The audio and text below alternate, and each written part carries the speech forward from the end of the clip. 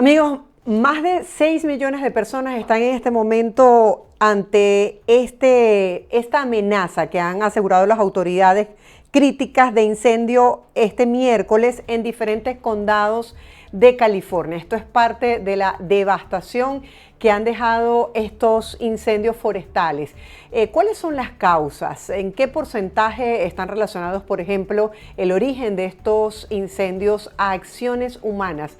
Y sobre todo, ¿por qué se ha complicado la contención? Hoy estaremos hablando de este tema con el experto en emergencias y gestión de desastres, Cristóbal Mena. Cristóbal, gracias por estar con nosotros. Bienvenido. Bien, muchas gracias, Mayores. Buenos días. Has hablado sobre información, estadísticas importantes. Quisieras que seas tú quien las compartas con la audiencia sobre normalmente cuál es el origen de estos incendios. Bueno, lamentablemente sabemos que el 99,7%, por ejemplo, en Chile, y esto es una cifra relativamente global, es causado por acción humana. De ese porcentaje hay un grupo que es por negligencia, que es la gran mayoría, que son personas que no apagan una fogata, que dejan una colilla de un cigarrillo en el costado de la carretera, pero también sabemos que hay un porcentaje de gente que intencionalmente inicia los incendios. Y eso es una mala noticia, el saber de que es acción humana, pero también una buena noticia porque significa que podemos hacer cosas. No podemos evitar que haya un terremoto, pero sí podemos evitar que un incendio forestal comience. Y eso yo creo que es como lo que tenemos que tener en mente en estos casos. ¿Cómo evalúas tú, que eres experto en la materia, lo relacionado con la contención? Mucha gente se pregunta, he visto muchas críticas, cómo un país como Estados Unidos, tan desarrollado con tecnología, donde hay casas con tanta valoración económica, no se tomen en cuenta elementos como seguridad, sobre todo cuando estos eventos son frecuentes y potencialmente devastadores. Sí, bueno, lo primero es que sabemos de que estos tipos de incendios que probablemente después con estudios se va a determinar, pero son incendios que se llaman de sexta generación. Son incendios que llegan a un punto que su velocidad y la energía que contienen hacen muy difícil su contención. Y por eso entonces lo que se está hoy en día planteando es que más que poner los esfuerzos en la respuesta, tenemos que empezar a invertir más en resiliencia, en reducir el riesgo para que estos incendios no ocurran. Es mucho más sencillo prevenir un incendio que apagarlo. Y esto es lo que estamos viendo hoy en día. Y sean países desarrollados como Estados Unidos, estamos viendo también lo mismo en países, por ejemplo, en la Unión Europea, en España, en Portugal, en Grecia, en que también tenemos incendios de una energía enorme que es muy difícil contenerlo. Entonces, uno se pregunta, bueno, ¿por qué en Estados Unidos? Bueno, Estados Unidos y otras partes del mundo, estamos todos viviendo este mundo, que es un mundo que está marcado por la crisis climática. Algunos plantean que estamos en el Piroceno, en un espacio en que el fuego está moldeando la geografía de nuestro planeta. Entonces, esa es la nueva realidad con la que tenemos que vivir y por eso debiéramos empezar a invertir más de nuevo, como digo, en prevención, en resiliencia, más que seguir poniendo los esfuerzos en la respuesta.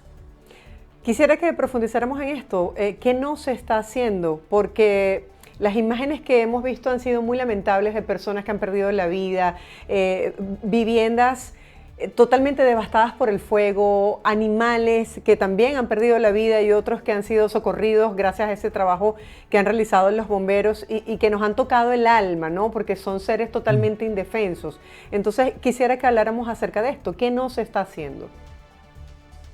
Bueno, lo primero es que nosotros podemos decidir a dónde construimos. Y entonces, cuando uno ve la geografía de California, con quebradas, con cerros, y uno empieza a construir en esas zonas donde hay también vegetación, entonces es una receta perfecta para generar un desastre. Tenemos que empezar a pensar nuestras ciudades con esta mirada de riesgo. Muchas veces nos desarrollamos dándole la espalda al riesgo y no mirándolo de frente y dándonos cuenta, bueno, si estamos dentro de un bosque y vivimos en un contexto de cambio climático en que los incendios forestales es más frecuente, entonces empecemos a pensar las ciudades de manera distinta. En Australia, por ejemplo, existe un estándar de construcción en zonas de interfase. Estas son las zonas que son de interfase entre lo urbano y lo rural.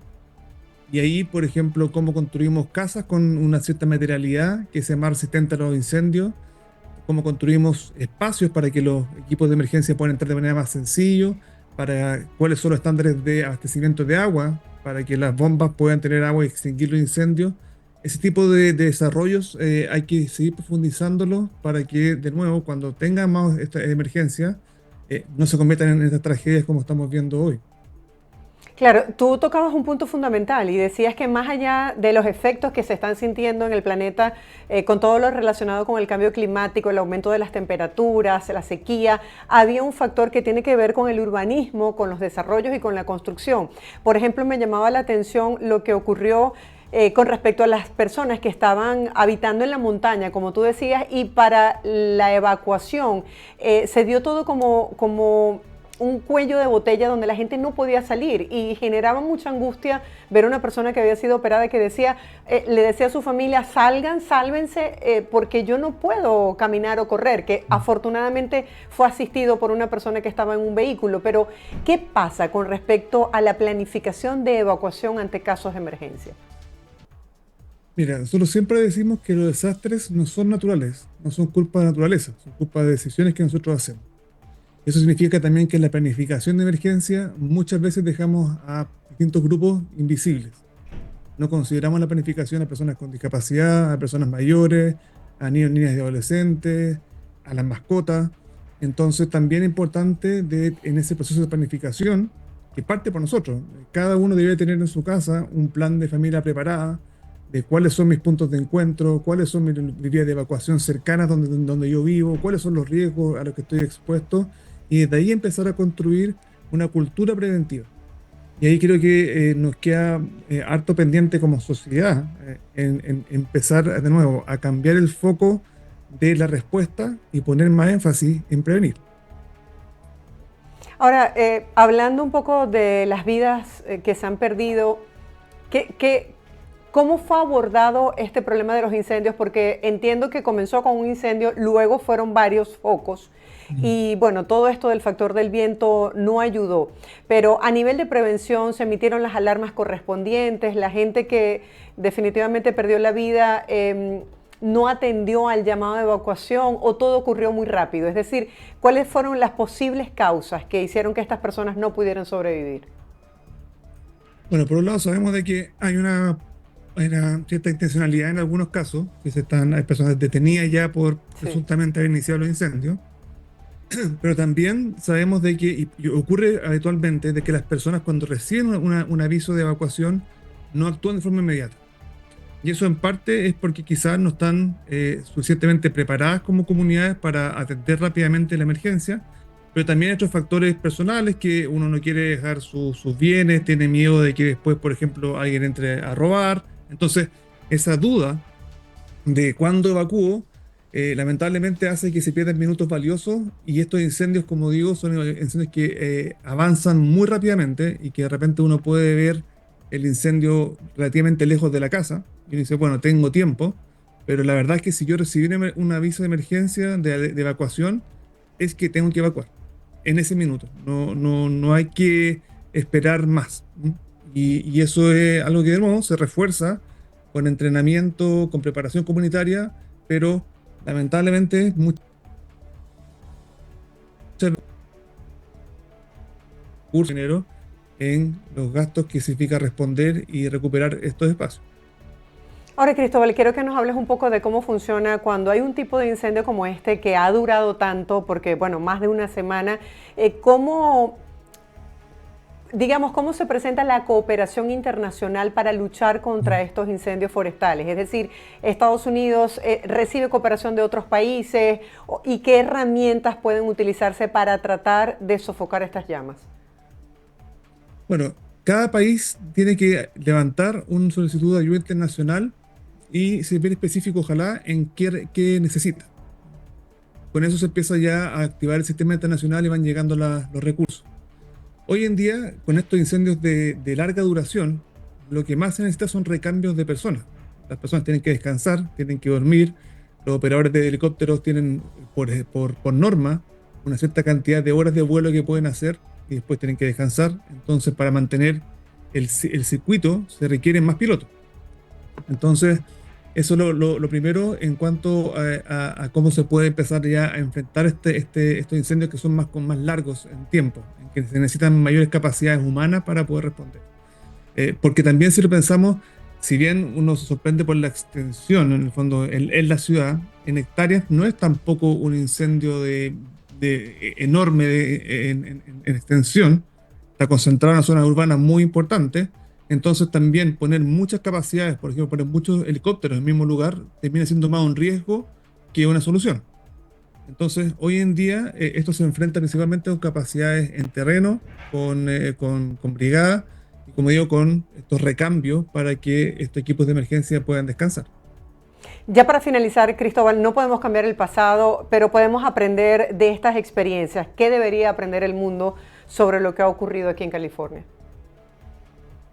Primero, cada crisis trae una oportunidad. Yo siempre digo que estos desastres ojalá no ocurrieran, pero si ocurren, todo depende de qué hacemos con ellos. Nosotros sacamos lecciones aprendidas de estos desastres y no replicamos las condiciones de riesgo que habían antes. Bueno, está bien que, entre comillas, que no haya pasado esto. Y eso significa que tenemos que pensar un proceso de reconstrucción que no repita las condiciones de vulnerabilidad que había, como hablábamos delante. Que la manera en que se planifique el territorio tenga a la vista este nuevo escenario, que las comunidades que existen no se destruyan, porque hay muchas veces pasa que uno reconstruye y empieza a mover a las comunidades a distintas partes y rompe ese entramado social. Pero insisto, sobre todo es entender de aquí para adelante, el cambio climático, la sequía, estos incendios de cierta generación, calores extremos, son la nueva realidad. Entonces tenemos que empezar a pensar las ciudades y a reconstruirlas con esto en mente. Insisto, que darle, eh, tenemos que ver de frente el riesgo. No podemos darle la espalda al riesgo cuando nos desarrollamos, porque después le culpamos a la naturaleza. Y la verdad es que no es la naturaleza la culpable, sino que somos nosotros, porque hemos tomado malas decisiones o no hemos tomado decisiones correctas en base a nuestro desarrollo. Rescato eso y con eso cierro. Muchísimas gracias. Enfocarnos en la prevención y no en la capacidad de respuesta o no ante una emergencia como esta. Gracias, Cristóbal, por compartir el día de hoy con nuestra audiencia. Feliz día para ti. Gusto, Mayorín. Buen día. Era Cristóbal Mena, él es experto en emergencias y escenarios de riesgos relacionados con este tipo de incendios forestales. Tengo el placer de conversar el día de hoy con Thais López. Ella es cofundadora de la Fundación Bolo para hablar sobre lo que podría ser una solución a esta expansión de incendios forestales en el mundo. Thais, buenos días, bienvenida. Buenos días, muchas gracias, un honor estar aquí con ustedes. Thais, desde tu perspectiva como cofundadora de Climate Correction, ¿cómo ves esta conexión entre la crisis climática y la salud global y sobre todo lo que se puede hacer en torno a la prevención a través de la educación de los más pequeñitos de la casa, desde los niños? Bueno, muchísimas gracias. Sobre todo es importante, como tú lo dices, empezar desde pequeños. Yo tengo 6 hijos y creo que ellos fueron los que me impulsaron a mí a meterme en el cambio climático. Ellos son los que te enseñan, vienen del colegio y te dicen que hay unos bombillos de espiral son mejores para la energía. Son ellos los que te enseñan que hay que reciclar, son ellos los que te enseñaron. En la época de nosotros, desgraciadamente, no estábamos tan conectados con el medio ambiente. Entonces yo creo que es importante, la educación temprana hace que el niño cree una mentalidad crítica, una idea, se desarrolla que somos uno con el medio ambiente, responsabilidad por el medio ambiente y la colaboración. Eso lo tenemos que hacer desde que estamos pequeños. Y una vez que estamos avanzando, pues definitivamente ayudar a nivel social. Yo creo que una comunidad que tiene niños educados va a hacer que ellos aporten más a una economía sostenible y van a crecer en un mundo que yo pienso que la tecnología ya la tenemos para no evadir, pero para adaptarnos a un mundo que vamos a estar enfrentando estos problemas del cambio climático más a menudo. Aquí en la Florida los huracanes cada vez son más fuertes por la temperatura del agua. En California, pues los incendios se están esparciendo muchísimo más rápido porque los vientos están muy altos. Entonces lo que tenemos que hacer, uno, es aceptar que esto está pasando. Dos, prepararnos, y qué más que prepararnos a través de la educación. Estos niños que vamos a enseñar hoy en día van a ser los líderes del futuro, que nos van a tener pólizas a nivel de gobierno, van a tener herramientas que ya las tenemos a nivel de tecnología, pero que las van a utilizar para evadir todas estas crisis naturales que podemos enfrentar si estamos preparados. Por ejemplo, a nivel de las autoridades se ha hecho la crítica de por qué se siguen construyendo este tipo de casas de madera en zonas como estas que están en la montaña, que son por supuesto más vulnerables ante los incendios. Entonces, así como se han hecho políticas, se han implementado políticas a nivel de prevención en edificaciones contra el efecto de un huracán, por ejemplo, debería hacerse lo mismo a nivel de incendios, es decir, ¿cuáles serían esas políticas por parte de las autoridades para enfrentar siniestros como este? Mira, yo no soy política, no estoy dentro de la No, no, no, política, claro, pero creo pero que dentro de la esas sugerencias que se lógica hacen a nivel de de, urbanismo o a nivel de ciudadanos, definitivamente porque, digamos, hace falta como más seguridad en esta zona.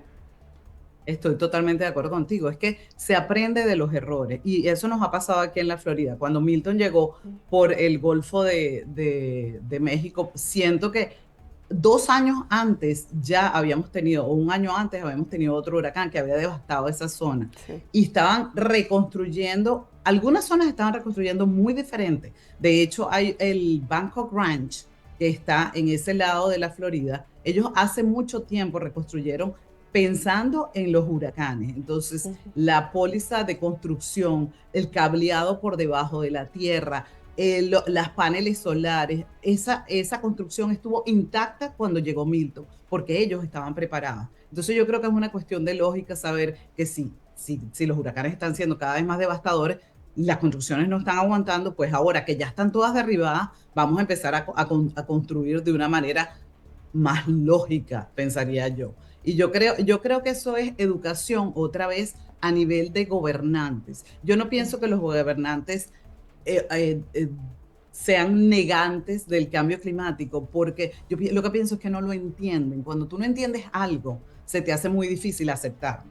Cuando lo aprendes desde niño, a nosotros nos tocó aprender desde grande, pero creo que Sí. mucha de la negación es no entender el problema. Cuando el problema se explica de una manera simple y la gente lo entiende y nos capacita para adaptarnos y para utilizar las herramientas que tiene tanto el gobierno como la gente del día de nosotros. Nosotros como ciudadanos nos tenemos que preguntar todos los días qué estamos haciendo para mejorar lo que está pasando. Estamos siendo nosotros lo que estamos, porque el incendio no solo el incendio forestal, pero la calentura que tiene el medio ambiente, las emisiones que estamos poniendo al medio ambiente, no, los hacemos nosotros por el día a día también. No, no podemos culpar nada más a los gobiernos, no podemos culpar a nada externo. Entonces vamos a preguntarnos nosotros qué estamos haciendo nosotros en todos los días para exacerbar o para mejorar lo que está pasando con el cambio climático. Thais, tú has sido una voz dentro de la defensa del cambio climático, has sido reconocida desde el año 2021 por esto como una de las 100 personas más influyentes en esta área. Quisiera que nos hablaras desde tu experiencia, siendo una voz, una autoridad dentro de la defensa del cambio climático, sobre esto que señalabas, la innovación tecnológica. Tú dices, ya la tecnología la tenemos y sobre todo la prevención en este tipo de escenarios. Mira, nosotros tenemos Volo Foundation, que es la organización con la que yo trabajo, que fundamos. Nosotros tenemos un premio que se llama el Premio Vista y se lo damos a eh, graduate students, estudiantes a nivel de graduados, para cualquiera que tenga un invento para tratar de ayudar al problema climático. Y mira, de verdad que las cosas que nos han llegado te vuelven loca, porque de verdad que la innovación, la educación, el amor y el desempeño que tienen estos muchachos, que son muchachos jóvenes, que son muchachos que son los que nos van a llevar al próximo nivel. En el 2030 ellos son los que van a estar liderando. Es increíble. Entonces yo sé a ciencia cierta de que la tecnología existe. Lo que tenemos es que tener la capacidad y las ganas de implementarla y sobre todo, yo creo que en la unión está la fuerza. Yo creo que cuando COVID vino, se unieron los científicos, el sector privado y los gobiernos para traer una solución de algo que no nos esperaban. El cambio climático lo hemos venido diciendo desde hace muchísimos años. Entonces es algo que ya esperamos, ya sabemos cómo se va a desarrollar, ya sabemos que existen las soluciones y cómo las debemos implementar. Entonces, adaptación y mitigación tienen que estar mano a mano y necesitamos los mismos jugadores, la ciencia, el sector privado y el gobierno, que ese triángulo se junte para estar resolviendo este problema que es inminente, nos está pasando al día a día. Sí, hay mucha gente que dice, bueno, es que esto se debe al cambio climático, no me corresponde, o es que esto es responsabilidad del gobierno, pero en nuestro día a día, tú como mamá de 6, ¿qué podemos hacer nosotros para poder inculcarles a ellos esta conciencia que tú lo señalabas muy bien? Ya ellos tienen esa historia de un ecosistema y de un mundo mucho más cuidado, ya ellos vienen con el tema de reciclaje en su ADN, pero ¿qué podemos nosotros hacer como padres para inculcarles a ellos y a los sitios donde nosotros laboramos esa conciencia por cuidar nuestro planeta?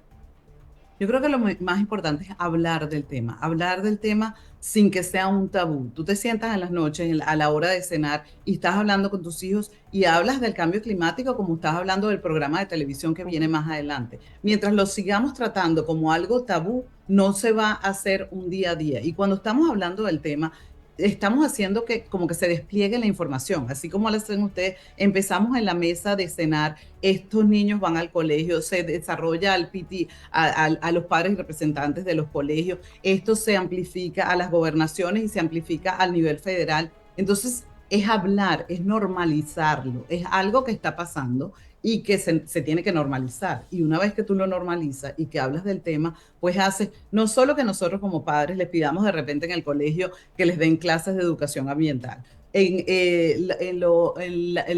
Las comunidades empiezan a hablar con la gente que está encargada o con los mayors de cada ciudad, a hablar de cómo nos vamos a adaptar y cómo nos vamos a cambiar los techos que estamos poniendo, a hacerlos más inflexibles a lo que viene a nivel de clima, dependiendo de dónde estés. Como te digo, a nosotros en la Florida es más los huracanes, la subida del nivel del mar es algo muy importante. Nosotros estamos tratando de sembrar manglares alrededor para que se contrarrestre, pero de repente en California, ahorita obviamente lo más importante es construir a nivel de que los incendios sean mucho más viables. Entonces, a cada uno le toca de manera diferente y yo creo que cada comunidad sabe cuál es su vulnerabilidad.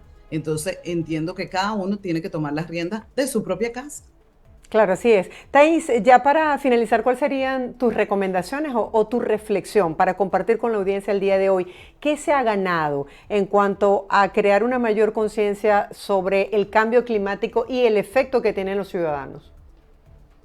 Bueno, hemos ganado muchísimo. Gracias a Dios, la administración de Biden tuvo la Inflation Reduction Act, que fue un avance increíble a nivel climático. Ya tenemos los paneles solares, estamos utilizando muchísimos más carros eléctricos. Yo creo que la educación y saber lo que estás haciendo, por qué lo estás haciendo y cuáles son las consecuencias de lo que estás haciendo. Entonces, estudiar, nosotros tenemos una página web, tenemos internet, Instagram, tenemos Facebook. Entonces, edúquense, busquen, lean y de fuentes fidedignas. Yo siempre lo digo, este problema no es ni rojo ni azul, es un problema verde que nos atañe a todos y todos estamos en esto. Entonces, estudiemos, eduquémonos y tratemos de poner nuestro granito de arena todos los días a nivel positivo.